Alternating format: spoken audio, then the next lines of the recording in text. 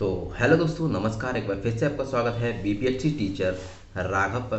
तो दोस्तों, आज हम लोग आपका जो डाउट है वो लेके आए हैं, और कहीं ना कहीं अब मन में ये विचार आ रहा होगा और ये डाउट उठ रहा होगा कि भैया हमें मतलब कल यानी कि 13 तारीख थी, कल नहीं मिल जिनको मिल पाया, मतलब जैसे कि बहुत सारे बच्चों को कल पटना में मिल गया होगा, और बहुत सारे बच्चों को अपने ज़िले में भी मिल गया होगा, और जिनको अभी नहीं मिल पाया है, जिनको अभी जो प्रोविजनल अपॉइंटमेंट लेटर है वो नहीं मिल पाया है, उनको कब मिलेगा, कैसे मिलेगा, क्या होगा, इसके ऊपर हम लोग बात करने वाले। और जिनको मिल चुका है यानी कि या फिर जिनको 1-2 दिन में मिल जाएगा, उनके आगे की प्रक्रिया क्या रहेगी और कैसे कैसे मतलब हमें स्कूल फाइनली कब पहुंचेंगे, फाइनल स्कूल कब मिलेगा, इसके साथ साथ हम लोग मतलब छुट्टी वुट्टी लेके जो है घर पे कब जा सकते हैं, ये सब चीज़ों पे हम लोग बात कर सकते हैं, है ना, बात करने वाले हैं।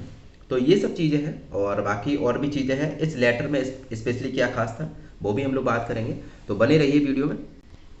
तो दोस्तों, सबसे पहले मैं दिखाना चाहूँगा कि कल जब आप लोग गए होंगे, मतलब जहाँ पे भी आपको मिला होगा, चाहे पटना चाहे आपके ज़िले में कहीं पे भी मिला होगा, तो सबसे पहले आपको ऐसा लेटर एक दिया गया होगा। ये मेरा लेटर है, और जिसमें देखिए थोड़ा सा मैं पढ़ के दिखा दे रहा हूँ क्या क्या। सबसे ऊपर लिखा होगा आपका कार्यालय जिला शिक्षा पदाधिकारी, और नेक्स्ट आपके ज़िले का नाम। नीचे लिखा होगा औपबंधिक नियुक्ति पत्र, और इंग्लिश में लिखा होगा प्रोविजनल अपॉइंटमेंट लेटर। ठीक, तो ये प्रोविजनल अपॉइंटमेंट लेटर है, एक तरीके से नियुक्ति पत्र ही मानिए। ठीक, तो लेकिन ये प्रोविजनल है, अभी औपबंधिक नहीं है, मतलब परमानेंट वाला नहीं है आपका, जो फाइनल कहते हैं ना उसको, ये नहीं। ठीक, तो नीचे दे भी रखा होगा पत्रांक, आपके पदनाम का नाम, मतलब कौन से क्लास के लिए आप टीचर हैं, और फिर आपका नाम वगैरह, पता है, एड्रेस, वो सब चीज़ें नॉर्मल सी हैं। और ये देखिए, यह पहला पॉइंट है, यह औपबंधिक नियुक्ति पत्र है बिहार राज्य सरकार द्वारा अध्यापक, और ये सब चीज़ें छोटी मोटी बात है। लेकिन मैं नीचे आता हूँ तो देखिए, सबसे पहले इसमें ये बताया गया है कि देखिए, एक इसमें पॉइंट अच्छा है, इसे दूसरा पॉइंट में लिखा है, इसे नियुक्ति पत्र ना समझा जाए। नियुक्ति पत्र विभाग द्वारा आपके प्रमाण पत्रों के सत्यापन एवं अन्य प्रक्रिया के पालन करने के पश्चात निर्गत किया जाएगा, यानी कि जारी किया जाएगा। ये वाली लाइन सबसे इंपॉर्टेंट है। तो निश्चिंत रहिए, जिनको ये मिल गया है उनको 100% मिलेगा, टेंशन फ्री रहिए। ओके। और अभी एक डाउट आया था, एक भैया का डाउट आया था, बहुत मतलब अभी एक जगह गए हैं, वहाँ पे उनके नाम के आगे ऑब्जेक्शन लिखा था, वहाँ पे बहुत सारे बच्चों के नाम के आगे ऑब्जेक्शन ऐसा कुछ लिख रखा था, तो उन सारे बच्चों को नहीं मिला है, तो उन्हें 18 तारीख को डीआरसीसी में बुलाया गया है, तो उससे कोई भी प्रॉब्लम नहीं है, आपको तब भी मिलेगा। ओके, वो किसी टेक्निकल इशू की वजह से हो जाता है। हाँ, अगर आपकी सब चीज़ें सही हैं तो आपको जरूर मिलेगा, अगर आप फर्जीवाड़ा करके अंदर घुसने की कोशिश कर रहे हैं तो आपको नहीं मिलेगा, जाहिर सी बात है। ठीक है, ओके।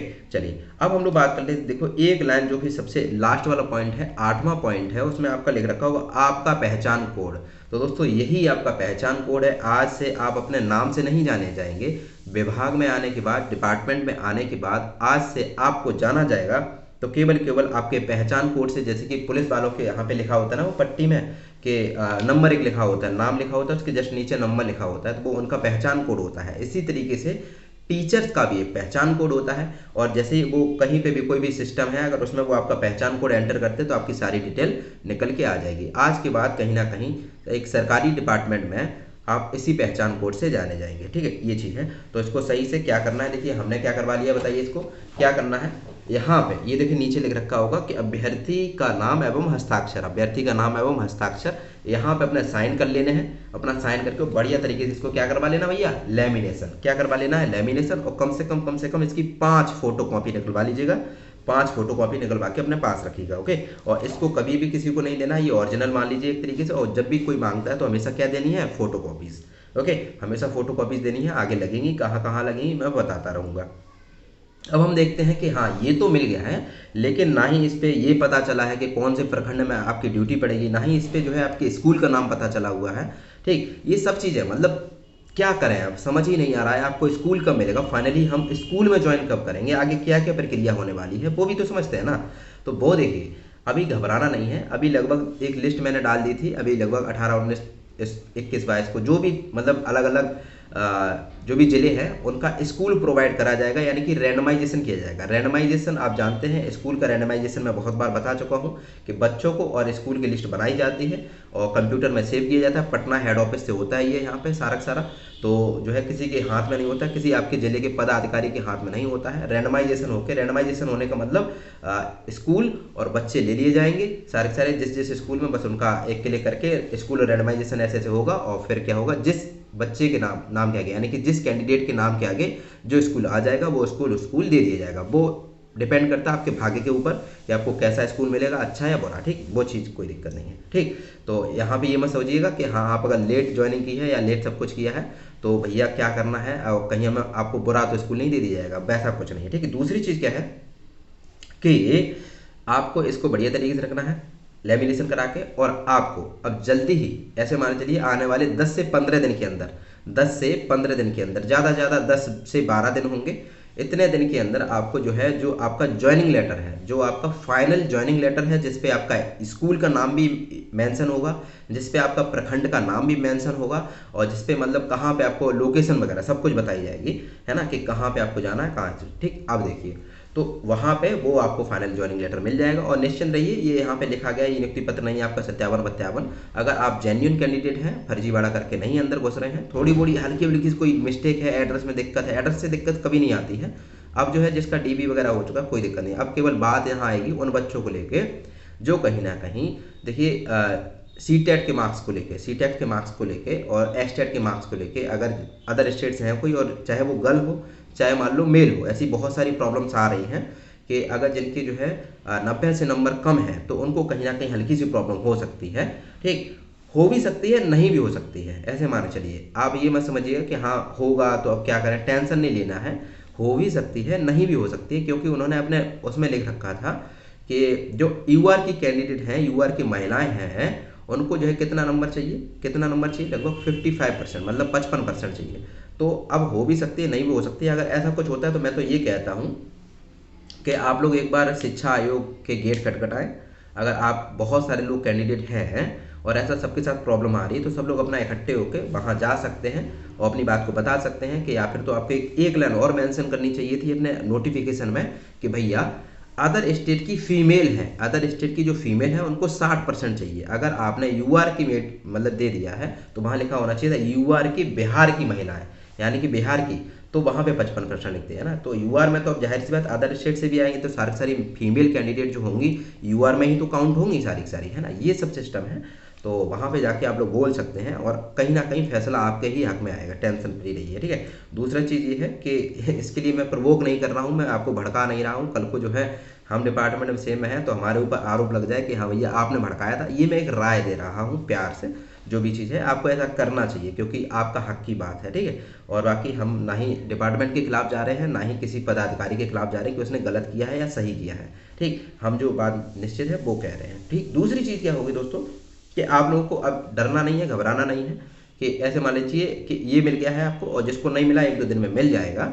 और इसके साथ साथ बढ़िया तरीके से आप टेंशन फ्री रहिए और घर पे बोल दीजिए अब ज्वाइनिंग लेटर मिलने वाला है। अच्छा, ज्वाइनिंग लेटर मिलेगा तो वहाँ पे दोस्तों आपको फाइल वगैरह भी मतलब ले जानी पड़ेंगी, 4 फाइल कम से कम लगती हैं।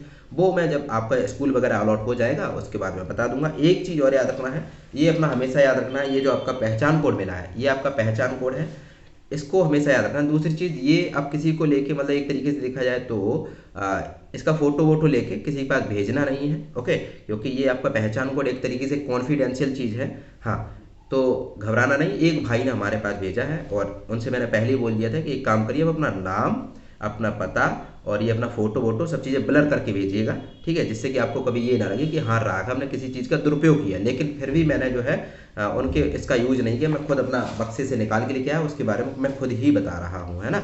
तो क्योंकि मुझे खुद लगता है कि देखिए जो कोई भी कॉन्फिडेंशियल चीज़ है और टेंशन फ्री रहिए, ठीक। बाकी मैं किसी के साथ कुछ बुरा नहीं करूँगा निश्चिंत रहिए, ठीक है। इतना तो आप इतने दिनों से जुड़े हुए हैं तो समझ रहे होंगे, ठीक। दूसरी चीज़ क्या है कि आपको घबराना नहीं है, अब आपको जल्दी ही आपका फाइनल ज्वाइनिंग लेटर मिल जाएगा 10 से 12 दिन के अंदर, ठीक। 10 से 12 दिन के अंदर ज्वाइनिंग लेटर मिल जाएगा। याद रखना, बार बार ना पूछिएगा, 10 से 12 दिन के अंदर आपको ज्वाइनिंग लेटर मिल जाएगा। इसके बाद आपको 2 से 3-4 दिन के अंदर, या फिर यूँ कहें कि देखिए जैसे ही आपको ज्वाइनिंग लेटर मिलता है, मैं तो ये कहता हूँ तुरंत दूसरे दिन जाके ज्वाइन कर लीजिएगा, तो उस दिन की आपको सैलरी मिल जाएगी। ड्यूटी नहीं करनी पड़ेगी लेकिन तब भी सैलरी मिल जाएगी, है ना। तो अगर नहीं करना चाहते, अगर घर पे जाना चाहते हैं, हालांकि उस पर ज्वाइनिंग लेटर जो मिलता है ना, जो फाइनल ज्वाइनिंग लेटर मिलेगा जिसपे आपका स्कूल का नाम मेंशन होगा, जिसपे आपका प्रखंड का नाम मेंशन होगा, है ना, तो वो जो मिलेगा तो मतलब होगा क्या कि भैया वैसे उसमें लिखा होता है आने वाले 2 दिन के अंदर ज्वाइन कर लीजिए, लेकिन ऐसा होता नहीं है। आप अगर चाहें तो बाद में भी ज्वाइन कर सकते हैं।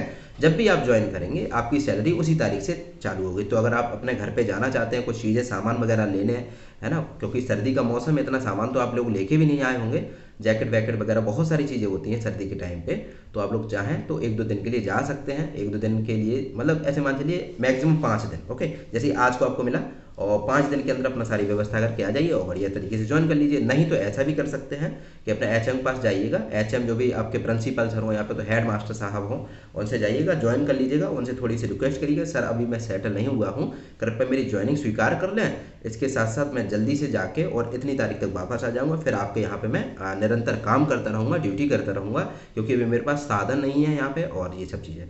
ठीक, तो टेंशन फ्री रहिए, आराम से जाइए और आराम से करिएगा, टेंशन फ्री रहिएगा। ये मत सोचिएगा हाय राम अगर 2 दिन में नहीं ज्वाइन कर पाया तो आपको नौकरी नहीं मिलेगी, आपको नौकरी से निकाल दिया जाएगा। आप निश्चिंत झूठ मानेंगे, जो टीआरई बन के कैंडिडेट है उनकी ज्वाइनिंग अभी भी चल रही है। सरकार ने अभी भी मौका दे रखा है कि हाँ आप आइए। बहुत सारी प्रॉब्लम्स हो जाती है, मान लो अब बहुत सारे कैंडिडेट ऐसे होंगे जो कहीं ना कहीं किसी बीमारी में जूझ रहे होंगे, किसी घर पे ट्रेजेडी हो गई होगी, है ना कहीं कोई व्यक्ति फंसा होगा, जिनका पहले से जॉब होगा वो फंसा होगा, तो ये सब चीज़ें प्रॉब्लम होती है। तो सरकार समझती है इस चीज़ को कि हाँ ये बच्चा इसलिए शायद नहीं आ पाया है, तो उनको मौका मिलता है। तो घबराने की बात नहीं है, आप जब से ज्वाइन करेंगे आपकी सैलरी उस दिन से चालू हो जाएगी, फटाक से, टेंशन फ्री रहिए, ओके। और सैलरी अटकेगी नहीं आपको, जैसे मैं बता चुका हूँ, सैलरी सबकी टाइम पे आ जाएगी, निश्चिंत रहिए, ओके। फिलहाल तो दोस्तों अब चलते हैं और विदा लेते हैं। आगे कोई भी डाउट हो तो यहाँ पे आप डाल सकते हैं, हमारा जो चैनल है कमेंट में कर सकते हैं। इसके साथ साथ जो डिस्क्रिप्शन है, अपने चैनल की जो डिस्क्रिप्शन है, ये जो वीडियो की डिस्क्रिप्शन है, यहाँ पे आपका टेलीग्राम चैनल का लिंक मिल जाएगा, वहाँ जाके जुड़ जाइए।